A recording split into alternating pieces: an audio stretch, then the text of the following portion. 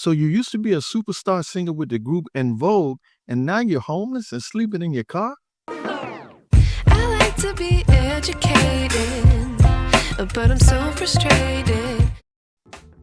Hey guys, welcome back to the Music Mindset channel. Man, I haven't seen you in a minute there. I hope y'all doing all right and stuff like that.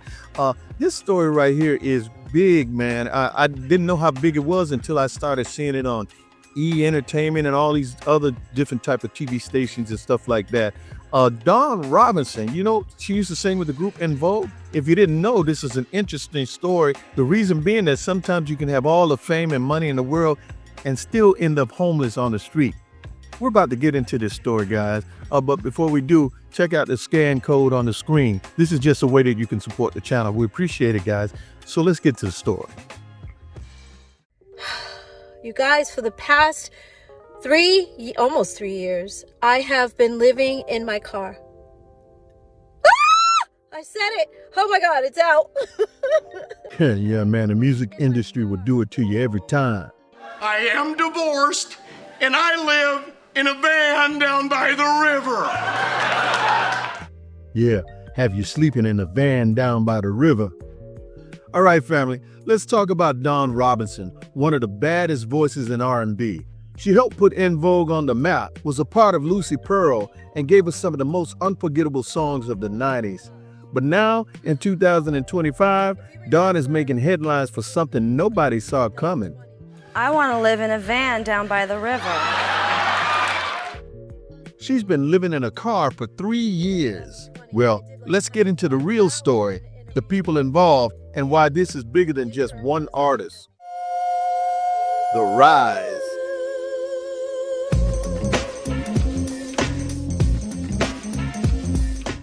Dawn Robinson wasn't just another singer, she was a force.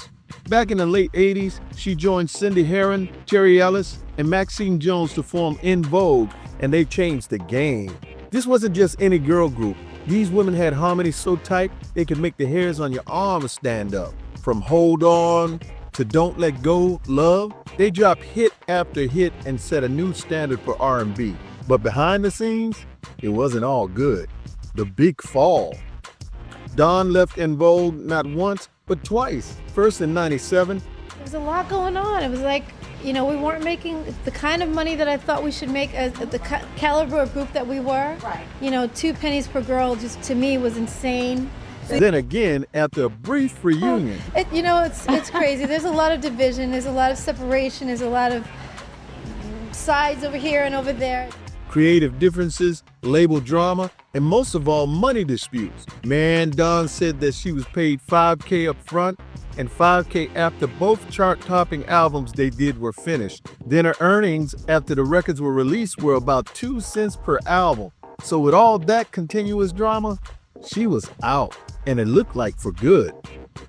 After leaving, she joined Lucy Pearl with Raphael Sadiq from Tony and Ali Shaheed Muhammad. They had a solid run, but it was short-lived, and from there, her career started to struggle. She dabbled in solo products, popped up on R&B Divas LA, but never got back to the level she once had, and that's when things took a turn. Then came the struggle. And in the interim, I was living with my parents in Vegas. In 2022, Dawn made a decision that would change her life. And that was wonderful until it wasn't. I love my mom, but she became very angry. And a lot of her anger she was taking out on me, and I was her target all the time. And I was like, I can't deal with this. Like, I respect her too much. I didn't understand it. I still don't. And it hurt me. So I was just trying to figure it out, but I couldn't. You can't read someone else's mind. You can't figure them out. They got to figure themselves out. So I was like, let me get out of here. And I was sleeping in my car for maybe about a month in Vegas. She started living in her car. Now, at first, she claimed this was her choice. She wanted a simpler life, inspired by the van life movement and stuff. But over time, the truth came out. The guy that was co-managing me at the time was living in LA, and he said, you need to come back to LA. She had nowhere else to go. She bounced around, stayed with friends and family in Vegas for a while. But after falling out with some folks, especially with a mom who they just couldn't find a way to get along, she ended up in Los Angeles. Because it's getting ready to be fire in Vegas. You need to come back. I love LA, so I said okay. And he said that I could stay with him. And so I was like, okay. It turned into, okay, well, I'm going to put you in a hotel for the night. And that one night turned into 8 months. Oh my God, you guys. I was like, no, this is unacceptable, because every apartment that I looked at, every single time I looked at a place, I would call him and I'm like, okay, can you meet me here? I would tell him ahead of time, of course. He's like, no. Oh my God, this neighborhood, I hate it. I'm like, dude, I'm the one who has to live here. March 9th, 2022 is when I left the hotel. Yeah, there Don was talking about the guy who was managing her at the time, letting her down to the point that she decided living in a car and parked in different spots was a better option than being let down by a man she thought was trying to control her and her life. I told my assistant one day, I have been researching car life. There's a whole community of people that live in their cars, and a whole community of people that live in their RVs, and a whole community of people that live in vans. Van life, car life, RV life. And I loved what I was seeing. I just thought, wow, these people I could do that. I could do this, I think. You're gonna end up eating a steady diet of government cheese and living in a van down by the river. I ended up in my car, and it's been, like I said, 3 years. She used gyms to take showers and freshen up, found creative ways to survive. But this went on for 3 years, 3 whole years. For real, girl? So people started to speak out. Of course, once this hit the internet, people started just talking and running their mouth. Jermaine Dupri came out questioning her whole story. He said, how you gonna be homeless and got an assistant? That just don't add up. I say, mind your business, Jermaine. Luckily, her ex-husband, instead of kicking her while she was down, Andre Allen tried to help. He offered her a job at a high-end hotel, saying she had the personality for it. And then there's En Vogue, the other members, silent. No public statements, no support, nothing. Which makes people wonder, is there still bad blood there? Yeah, you know it is. You know how the ladies do it. You thought the grass was greener on the other side, but ain't no grass in your car, so kick rocks. But there's a bigger picture here.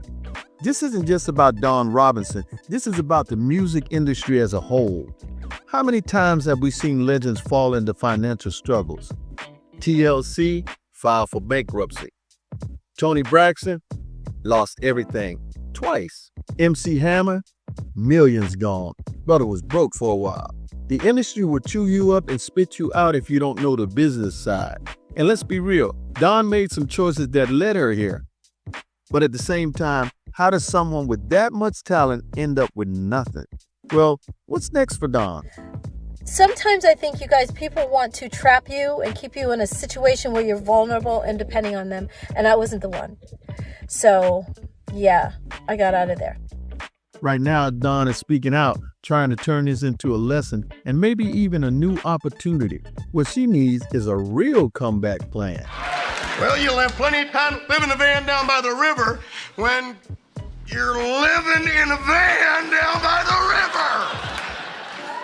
She could write a book, do a documentary, tell her full side of the story. But will she? That's the question. So what do y'all think? Do you believe Dawn's version of the story? To me, it looks shady from a distance. But keeping it real, right now, I personally know at least 2 females that are living in their vehicles. I just don't quite get it. Because any woman, especially a pretty one like Dawn, has something that even the lowest of men with a house and being lonely would want. I mean, a woman should never need a place to stay with the things they naturally have on their bodies, if you know what I'm saying. Man, it's mental issues, depression, and lack of love for yourself. Because I don't even want to imagine what it'd take for me to be homeless or living in a car, let alone living in the streets. Look, nobody is immune to falling off, but the first time I had to wash up in a Burger King bathroom, man, that would be the last. I just could never live that car life or van life when I know I could just pick me up any kind of woman in a Walmart parking lot just to go home with them. I'm just saying, Dawn, you might need to check in with a therapist and surround yourself with people who wouldn't stand by and see this happen to you, girl. What kind of friends you got? evidently not good ones. But all this goes to show you that money and fame can never buy you the ability to make good choices. I don't give a rat's behind because I'm moving in. I'm sick and tired of living in a van down by the river. Anyway, should En Vogue or the industry step in and help? Or was this something she just could have avoided? Now, I know some of y'all out there are messy, so go ahead and run your mouths in the comment.